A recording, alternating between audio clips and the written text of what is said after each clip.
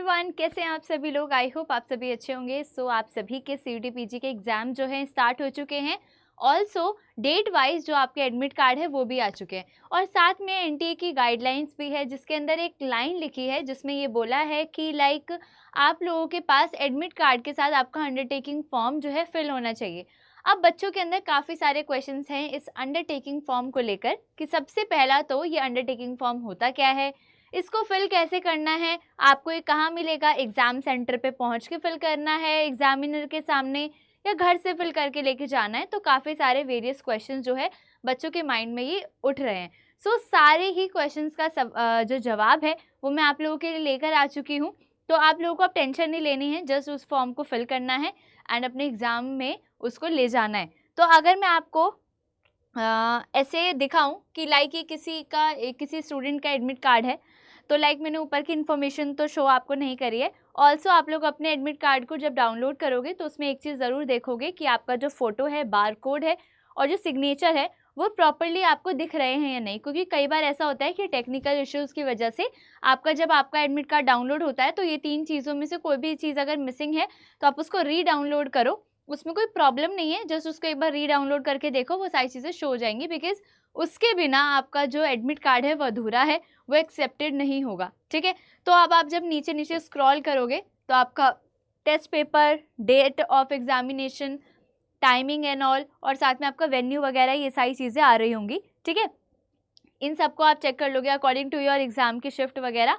आप लोग देख लेना कि आपका रिपोर्टिंग टाइम कब है, आपको कितनी देर पहले वहाँ पर पहुँचना है। अब उसके बाद जब आप उसमें थोड़ा सा नीचे जाएंगे तो यहाँ पर आपको देखो, यहाँ पर ये आपको ये कॉलम दिखाई दे रहा है। ठीक है, यही आपका क्या है, अंडरटेकिंग फॉर्म है और कुछ नहीं है। ठीक है, ध्यान से सुन लो। आपको यहाँ पर क्या करना है, आई में आप अपना नेम को फिल करोगे, जो भी आपका नाम है उसको फिल करोगे। उसके बाद लिखा है रेजिडेंट ऑफ, तो आपको अपना यहाँ पर लिखना है कि आप कहाँ रहते हो। जैसे मैं दिल्ली में रहती हूँ तो मैं दिल्ली लिखूँगी, तो आपको अपना यहाँ पर क्या लिखना है, एड्रेस की तरह आपको अपना रेजिडेंस लिखना है कि आप यहाँ कहाँ पर रहते हो। उसके बाद अब आप नीचे आ जाओ, यहाँ पर 3 बॉक्सेस हैं। अब इन 3 बॉक्सेस में ही बच्चे काफ़ी ज़्यादा कंफ्यूज है कि हम कौन सा भर के लेके जाएं, कौन सा हमें वहाँ जाके भरना है। तो सबसे पहले यहाँ पर है कैंडिडेट की फ़ोटो, तो ये आपने अपनी जो है फ़ोटो जो है चिपका दी। ठीक है, अपनी फ़ोटो आपने चिपका दी। अब आपको यहाँ पर ये जो फ़ोटो चिपकाई है ये आपको बिफोर रीचिंग सेंटर, मतलब सेंटर पे जाने से पहले चिपकानी है। सेंटर पे जाके आप नहीं चिपकाओगे, उससे पहले घर से आप लोगों को चिपका के लेके जानी है। दूसरा आ जाओ, यहाँ पर है लेफ्ट हैंड का थंब इम्प्रेशन, तो आप अपने लेफ्ट जो आपका थंब है उसको स्टैम्प पर उस पर करोगे और यहाँ पर ले जाके छाप दोगे। और अब ये कब करना है, तो ये भी आपका बिफोर करना है, सेंटर पे पहुँचने से पहले। ये भी बिफोर है और ये भी बिफोर है, मतलब आपको घर से करके लेके जाने हैं ये दोनों कॉलम। अब थर्ड पे आ जाओ, थर्ड में है कैंडिडेट के सिग्नेचर, लेकिन ये सिग्नेचर आप एग्ज़ाम सेंटर पे पहुँचने से पहले नहीं करोगे, ये आप एग्जामिनर की प्रेजेंस में करोगे। तो जब आपके एग्जामिनर वगैरह जब आपकी फ़ोटोज़ वगैरह चेक करने, एडमिट कार्ड चेक करने आते हैं, तब वो फ़ोटो और थंब इम्प्रेशन देखते हैं, उसके बाद आपसे साइन करवाते हैं। तो ये दोनों कॉलम आपको घर से करके लेके जाने हैं और ये थर्ड वाला कॉलम आपको एग्जामिनर के सामने करना है और यही आपका अंडरटेकिंग फॉर्म है। तो कई बार ऐसा होता है कि एडमिट कार्ड ना बच्चे कैसे करते हैं, प्रिंट जब कराते हैं, निकलवाते हैं, तो वो सिर्फ अपने वेन्यू तक ही निकलवाते हैं। ये नीचे का इतना पार्ट कई बार किसी में नहीं होता, क्योंकि मैंने देखा है कई सारे बच्चे फिर वहाँ जाके फ़ोटो स्टेट कराते हैं, वहाँ जाके प्रिंट आउट निकलवाते हैं।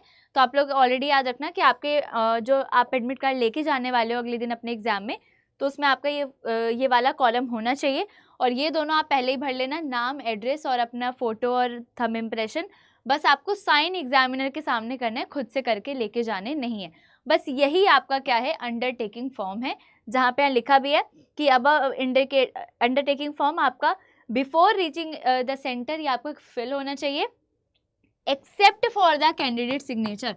तो कैंडिडेट के सिग्नेचर को छोड़ के पूरा का पूरा अंडरटेकिंग फॉर्म आपका पहले से फिल्ड होना चाहिए। ठीक है, उसके बाद तो ये हो गया आपका अंडरटेकिंग फॉर्म। आई होप ये आपको समझ में आया होगा। उसके बाद हम थोड़ा सा और नीचे चलते हैं, तो यहाँ पर आपके कुछ इंपॉर्टेंट इंस्ट्रक्शंस लिखी हुई हैं जो आपको पता होनी चाहिए कि भाई एग्जाम में क्या क्या चीज़ें क्या क्या आपको लेके जानी है। तो यहाँ पर अगर आप ये 12th वाला कॉलम पढ़ते हो, तो तो इस 12th वाले कॉलम में ही आपका मेंशन है कि सबसे पहले तो अगर आपको वाटर बॉटल लेके जानी है तो आपकी बॉटल ट्रांसपेरेंट होनी चाहिए विदाउट उस पर कुछ लिखा हुआ, ठीक है। ऐसे आपका बॉल पेन होना चाहिए आपके पास, सिंपल ट्रांसपेरेंट, वैसे वो प्रोवाइड करते हैं, फिर भी अगर आप ले जाना चाहते हो तो आप ले जा सकते हो। उसके बाद यहाँ पर सी में लिखा है कि admit card along with the self declaration, जो आपका अंडरटेकिंग है, जो मैंने अभी आपको बताया है, इसका मतलब सिर्फ वही है कि एडमिट कार्ड में आपका वो अंडरटेकिंग वाला होना चाहिए और बिफोर रीचिंग आपका वो सब कंप्लीट होना चाहिए एक्सेप्ट फॉर द सिग्नेचर, ठीक है। तो ये आपका क्लियर आपका प्रिंट आउट होना चाहिए A4 साइज पे, ज़रूरी नहीं है कि आपका कलर प्रिंट आउट ही हो।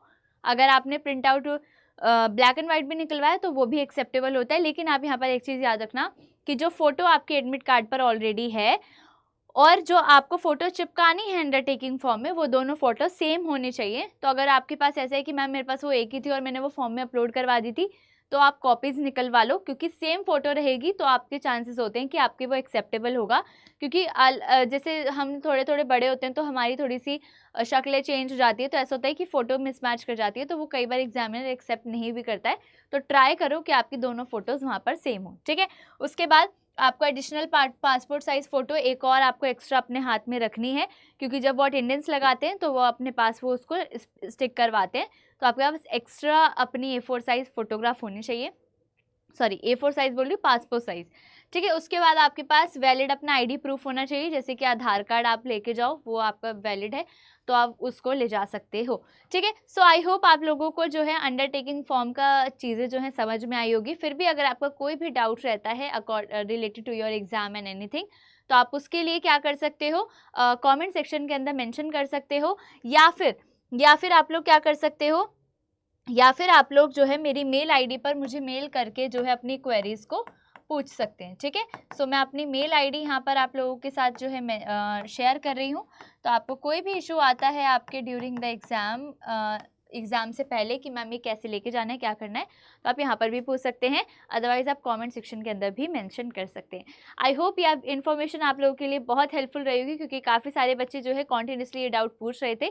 सो आप लोगों के लिए ये हेल्पफुल रही होगी, तो आप लोग इसे लाइक ज़रूर करना, कमेंट ज़रूर करना और साथ में शेयर ज़रूर करना इस वीडियो को, बिकॉज ये आप सभी CUT PG एस्पिरेंट्स के लिए बहुत इंपॉर्टेंट होने वाला है।